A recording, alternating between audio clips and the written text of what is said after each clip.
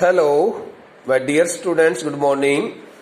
Students, having read the first two chapters in this first textbook, Hornbill, in section first prose, very successfully, quite thoroughly and critically. Now in this lecture, we will be reading the chapter number 3. And the chapter number 3 is entitled as Discovering Tut, the saga continues. Before we start reading the chapter number 3, I would like to provide you a brief chapter sketch in vocal language, orally. Better try to listen to my voice very carefully. Thus, you should listen to my voice in the same manner when we listen to the voice of some best actor or actress or any other motivator also. So, bete, the chapter number 3, Discovering Tut, the saga continues. In sometimes we may also read the word in Egyptian language. We can also pronounce as Tut, but I think we should read it as Tut, because the name of this person was Tutankhaten. Tutankhaten, we may also read it, but I think so it should be read as, it should be pronounced as Tutankhaten, and in short form it is called King Tut. So the chapter number 3 is entirely based on the facts. Which directly or indirectly connect themselves to the life and death of the last successor, the last heir, heir, the last successor, the last heir of such a powerful family known as Pharaoh family. Okay, in ancient Egypt, which had ruled Egypt, our Egypt and its empires for centuries, not for a single one century, not only for 100 years, but so many years. So the chapter relates to the mysteries of the life and death of this last successor, last heir of the powerful family known as Pharaoh. As you can see here, I have put here my pen at this word Pharaoh. Okay, bete, the picture which you can see here, this is the photograph which you can see here at this page, also belongs to the last heir, heir, this word successor, in Hindi Uttaradhikari, Antim Uttaradhikari of a powerful family known as Pharaoh. And this the person died, this the last successor of this powerful family died at an early stage of his life. It is believed that he met his untimely death in his late teens. In other words, he met his untimely death about the age of maybe 18 or 19 or 17. In late teens, we count the 4 age groups. Here are 16, 17, 18 and 19. And in early teens, 13, 14, 15, okay, up to 15 or maybe up to 16. And in the late teens, we include the ages, we include the age group of 16, 17 and 18. Okay, and up to 19 also. No matter. So in this chapter, we would also be able to read about those all things which were revealed by a team of doctors, a team of scientists and a team of archaeologists. Since this is the last heir, namely, since this is the last successor of the Pharaoh family, had met his death, had died, okay, around more than 3,300 years ago. 3,300 years ago. So when the king died, so he, at that time, he was in his teenager. He was in his late teens. He was a teenager. And no other person in that Pharaoh family had been left after his death. So soon after his death, as soon as he met his death, there had been the end of the Pharaoh family also. Because no other successor had been left there in his family, and nobody could be crowned as king who could rule over Egypt just like his ancestors. So his death was also considered as the death rattle of a long dynasty, and of his family also. So now what happened to the persons who had gathered there near his tomb on the day when his dead body, when his mummy was being taken out from his tomb, from his resting place, in order to get it scanned by the CT scanner machine. And why was it considered so much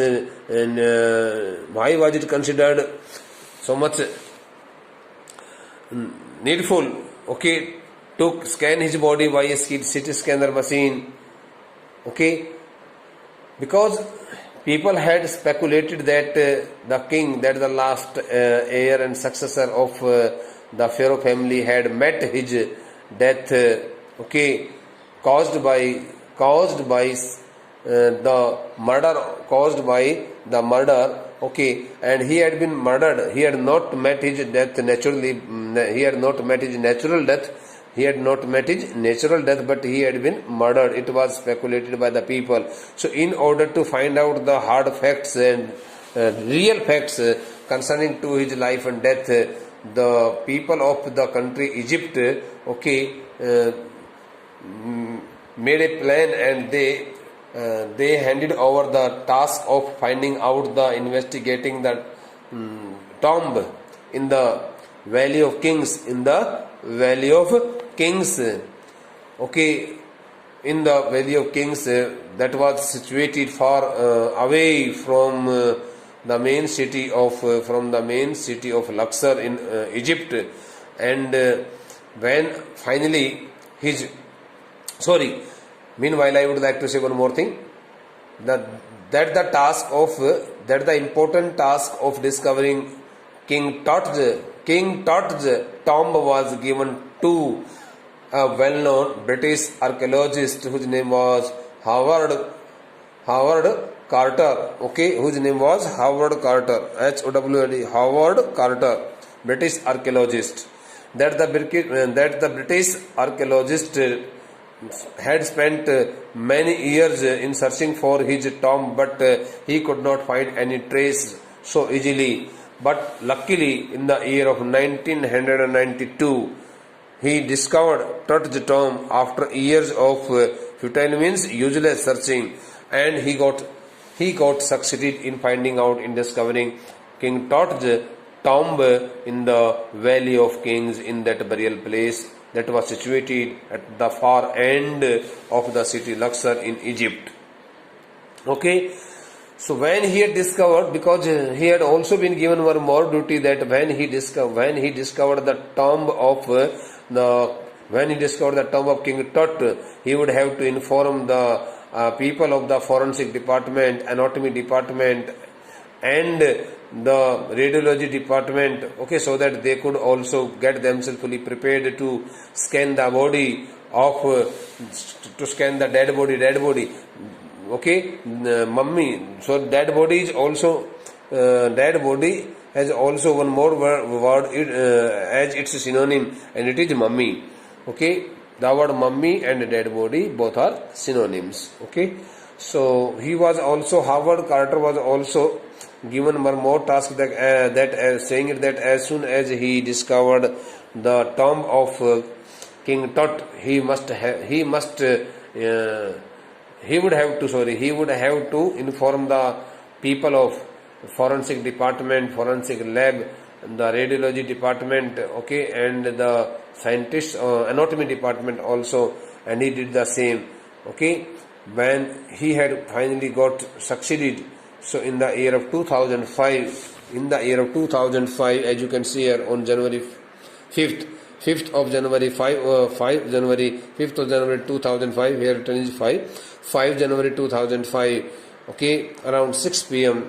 people had gathered there at the burial place in Hindi Kabristan, that was situated outside the main city of Luxor, okay, in ancient Egypt. I would like to show it to you. Here. You can see it, bete. This is Egypt. This is Luxor, okay, situated on the Thebes river, on the river Thebes, and this is the city of Amarna, Akhenaten. This the city was named on the name after the name of the father or the grandfather of Tutankhamun, whose name was Akhenaten, okay, but his real name was Amenhotep. His real name was Amenhotep IV. That the Amenhotep IV, who was whether the father of King Tutankhaten, or maybe could be the grandfather. It is not very clear till now in Egypt. So it is not very clear in Egypt till now. So that the new pharaoh, okay, changed his name from Amenhotep to Akhenaten, because he started worshipping the god, okay, Aten, the sun disk, and he changed his name after the name of the god Aten, and he got his new name as Akhenaten. So, and he also changed the name of the city. Religious capital, moved the religious capital from the old Thebes to new city of Akhenaten, because he also changed the name of the religious city Thebes, okay, after his name Akhenaten, and he declared it that the name of that religious city Thebes should be, okay, Akhenaten in all the documents and papers also, and the city was being called from that day onwards Akhenaten.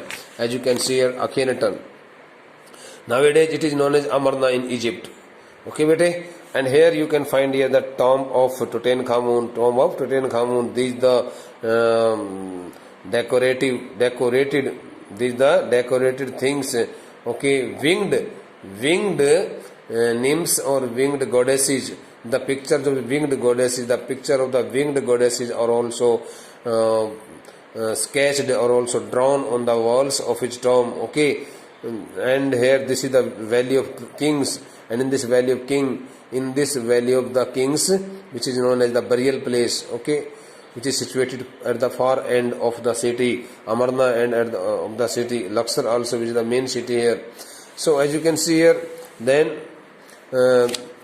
when Howard Carter had got all kinds of details, okay, so he first of all found that the dead body, the mummy of the king, was safely placed in a coffin, three nested coffin, and when he went to three nested coffin, the word is here nested coffin. The word coffin stands for here just like a box, a long box in which the dead body is carried. Okay, in Hindi it is called in Hindi we take its meaning as tabut. The dead body, the corpse of the martyrs means Saeed. The dead bodies of the martyrs are also brought, also carried in a coffin. The word coffin stands for here a long, okay, rectangular shape, okay, box. And in this box, in such kind of box in coffin, his body was placed very safely, and a number of valuable items had also been placed there at the time of his cremation. Cremation stands for अंतिम संस्कार जो होता है उसको कहते हैं. And ritual region stands for the liquid materials and all other valuable things, valuable treasure was also placed over the body of the king when he was being buried down at his tomb. The tomb in which the king the tomb in which King Tut was buried, had been cut down in the ground. Had been cut down in the ground in 26 feet, in the depth of 26 feet. I mean to say it was 26 feet in 23 maybe. I would like to check it where bete. So it was 26 feet underground to pay the respects. Rock cut tomb, that the tomb had been constructed after cutting the rock. Cutting the rock, the tomb was constructed there, and the depth of the tomb was 26 feet. It was 26 feet deep in the underground.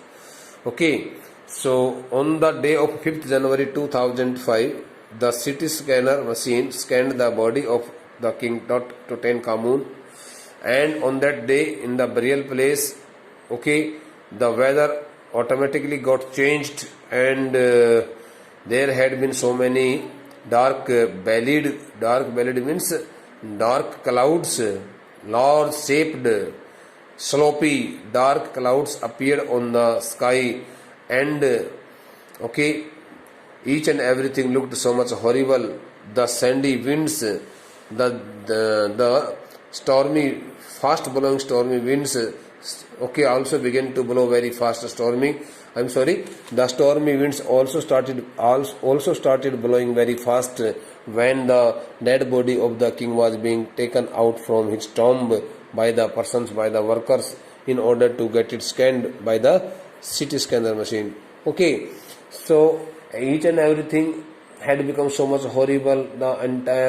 The mood of the weather had also got completely changed. People could not understand what had happened there all of a sudden, because they had never expected such kind of horrible sight there. Those who had gathered there, were waiting for their turn to go downstairs, the 26 feet deep tomb, so that they could pay their respect there they could pay their love and respect to the departed soul, to King Tut, who had died 3,300 years ago. And they also had carried some holy books with them. So when they reached inside the tomb, very near to the tomb of the king, they got badly surprised to see that the walls of the tomb had been decorated very nicely with the pictures of the winged goddesses, nymphs, and each and everything had been neatly, each and everything was found there quite neatly and with full sanitation. So they were very anxious, all the tourists and visitors who had reached there, who had gone downstairs to pay their respect to the departed soul. King Tut also were so much anxious, excited to cast a glance to look at his decorated face, that had been fully covered by that had been fully covered with a number of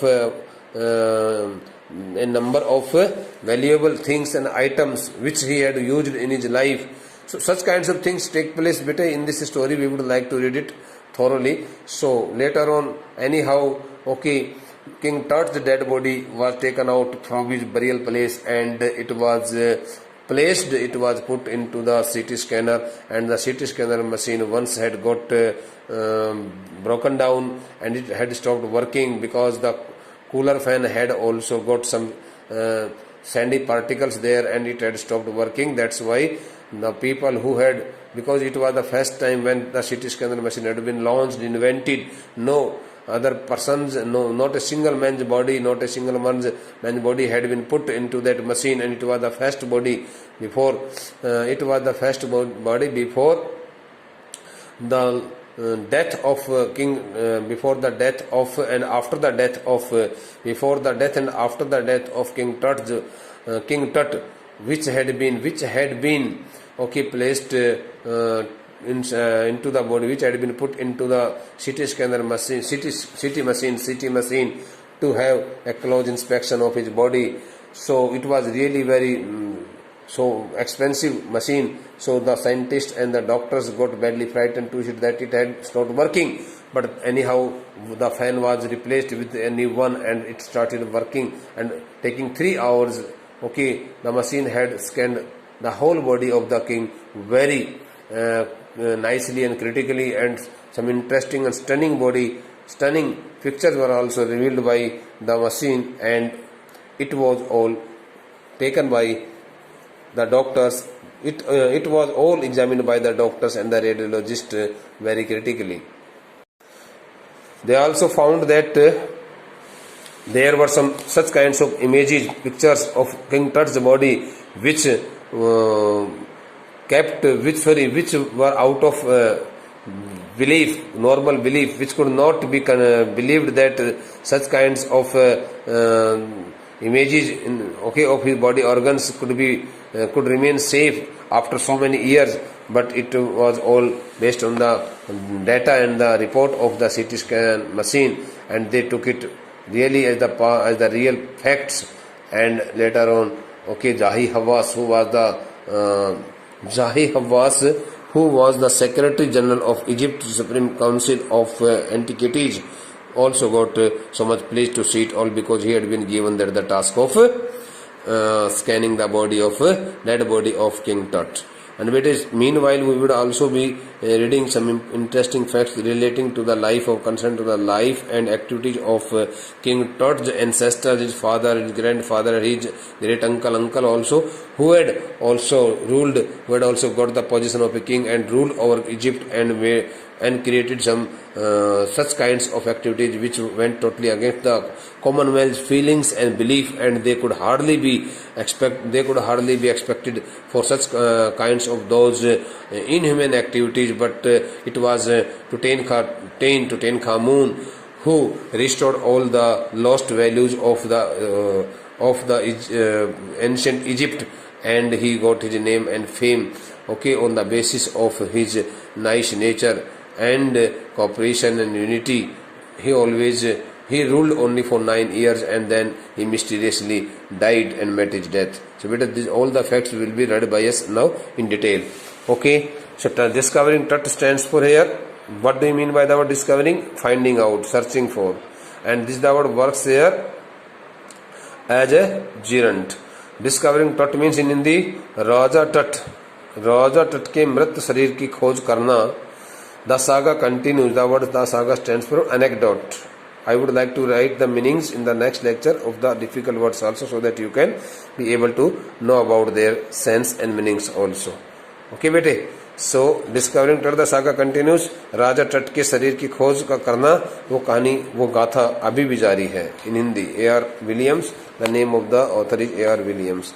So notice the expression in the text, and for the meaning from the text we would like to write down the meaning of to these all expressions in the next lecture. Whatever I have explained here regarding the chapter sketch of this third lesson of this third story, you should listen to my video, not for once but for twice, for thrice, so that you can also come to know about each and everything very clearly. Thank you.